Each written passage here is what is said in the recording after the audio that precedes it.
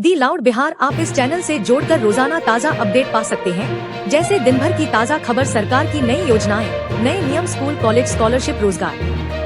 तेज प्रताप यादव का बयान, नई पार्टी की अटकलें निराधार।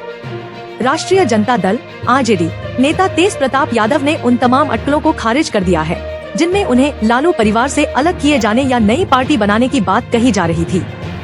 तेज प्रताप ने स्पष्ट किया कि वे आरजेडी में ही हैं और रहेंगे और इस तरह की अफवाहें केवल उन्हें बदनाम करने के लिए फैलाई जा रही हैं।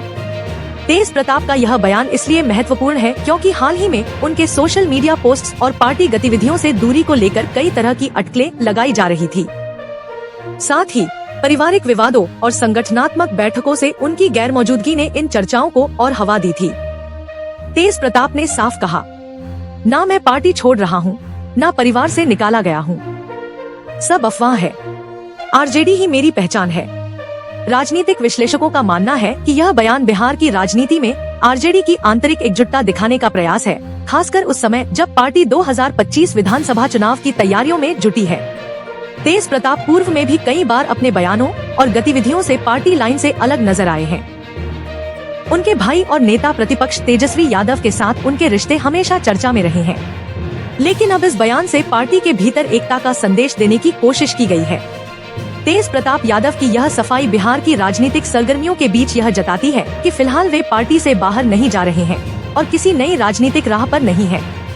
हालांकि आने वाले समय में उनके व्यवहार और भूमिका पर सबकी निगाहें बनी रहेंगी। महागठबंधन में सीट बंटवारे को लेकर गहराया विवाद, राजद कांग्रेस और माले आमने सामने। बिहार में आगामी विधानसभा चुनाव को लेकर सियासी हलचल तेज हो गई है। जहां एक और एनडीए में सीटों के तालमेल की कवायद शुरू हो चुकी है, वहीं विपक्षी महागठबंधन इंडिया गठबंधन के भीतर सीट शेयरिंग को लेकर भारी खींचतान सामने आ रही है। राजद, कांग्रेस और भाकपा माले के बीच सीटों की संख्या और प्रभाव वाले क्षेत्रों को लेकर सहमति बनती नहीं दिख रही है। कांग्रेस की बड़ी मांग। कांग्रेस पार्टी ने महागठबंधन में कम से कम 40 सीटों पर चुनाव लड़ने की मांग की है। पार्टी का तर्क है कि वह भले ही लोकसभा चुनाव में कमजोर प्रदर्शन कर चुकी हो, लेकिन राज्य के कई क्षेत्रों में उसका पारंपरिक आधार और संगठन अब भी मजबूत है। कांग्रेस नेता इसे अपनी राजनीतिक प्रतिष्ठा से जोड़कर देख रहे हैं। राजद की सख्ती। राष्ट्रीय जनता दल राजद इस मांग को खारिज करते हुए कांग्रेस को 25 से 30 सीटों तक सीमित रखने की पक्षधर है।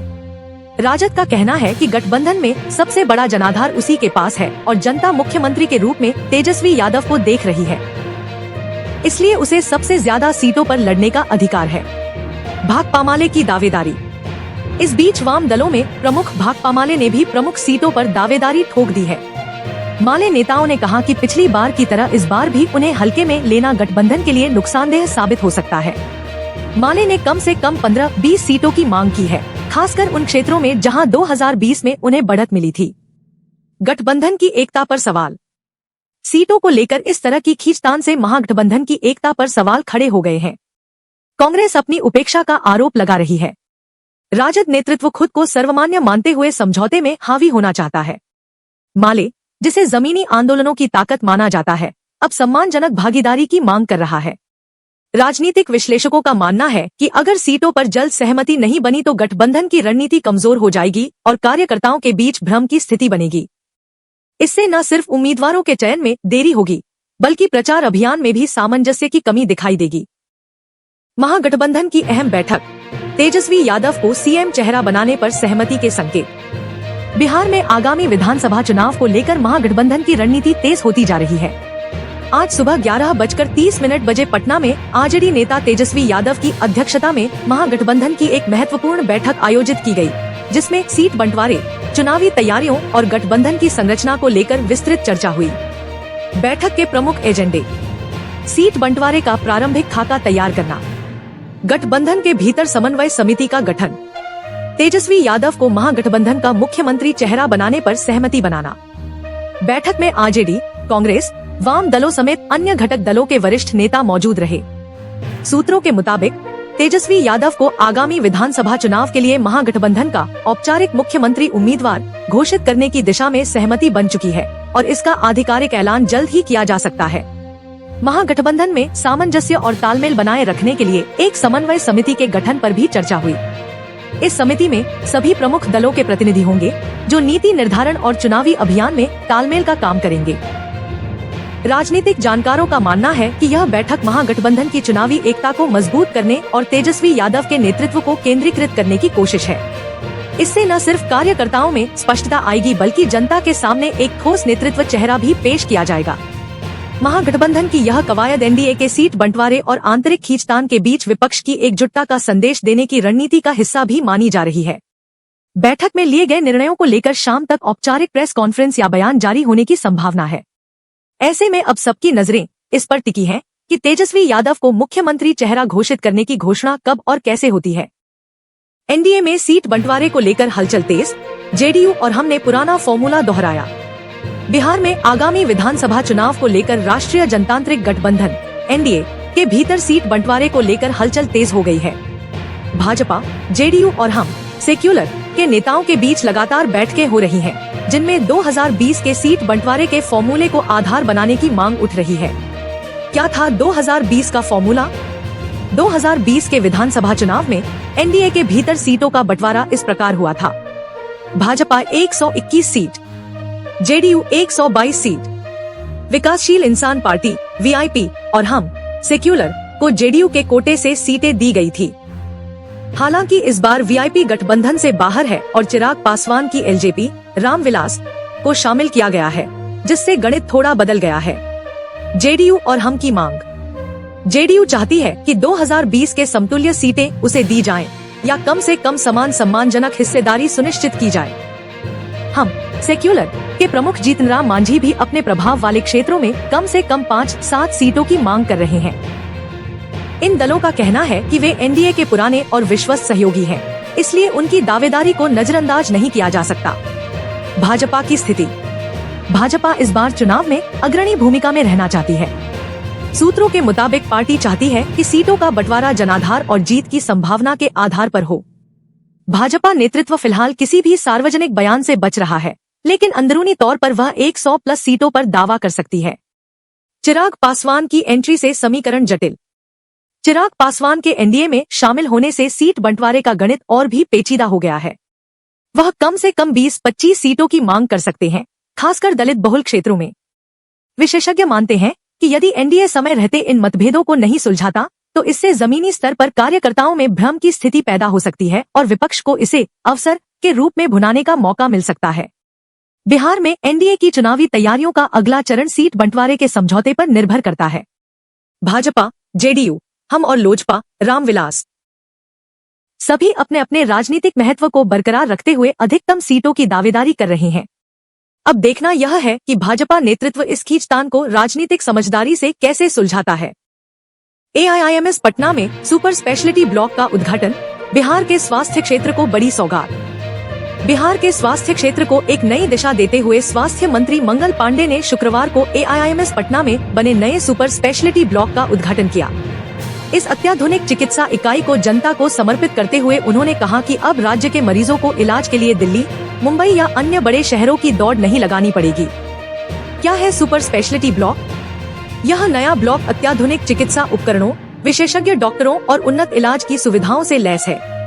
इसमें निम्नलिखित विभाग प्रमुख हैं: neurosurgery, cardiology, urology, gastroenterology, nephrology, medical oncology. Super speciality block में आईसीयू सुविधाएं, डे केयर सेवाएं और हाईटेक ऑपरेशन थिएटर भी शामिल है।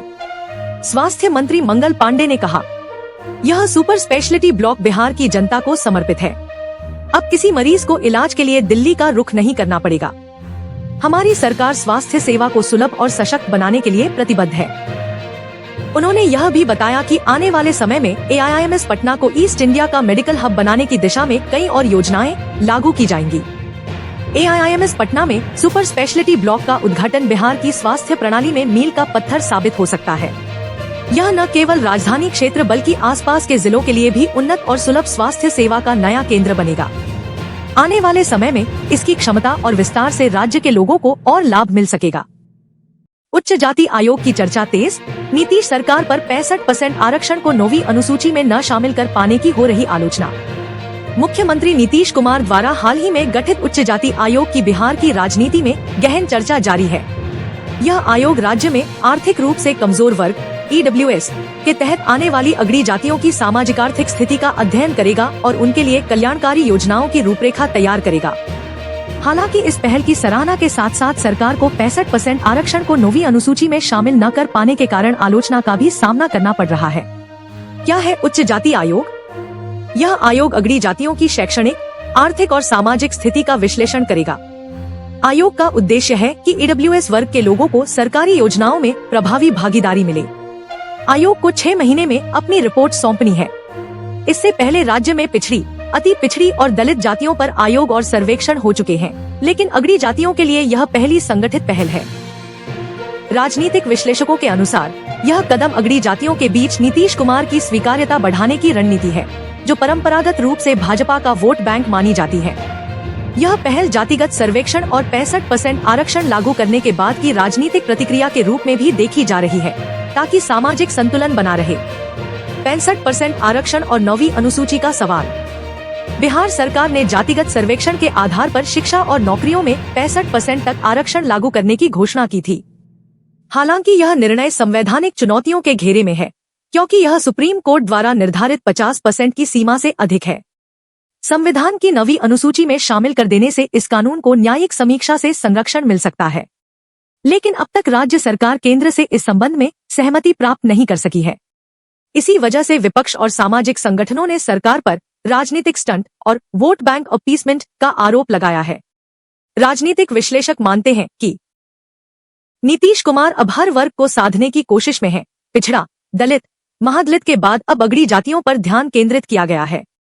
लेकिन अगर 65% आरक्षण संवैधानिक संकट में फंसा रह गया तो यह संतुलन बिखर भी सकता है।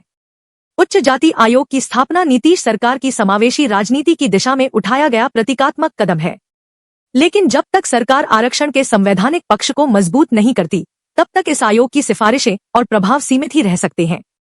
आने वाले महीनों में इस आयोग की रिपोर्ट और केंद्र से बातचीत का रुख राज्य की राजनीति को नई दिशा दे सकता है। धन्यवाद हमारे साथ जुड़े रहने के लिए। अगर वीडियो पसंद आया हो तो लाइक करें, शेयर करें और सब्सक्राइब करना न भूलें।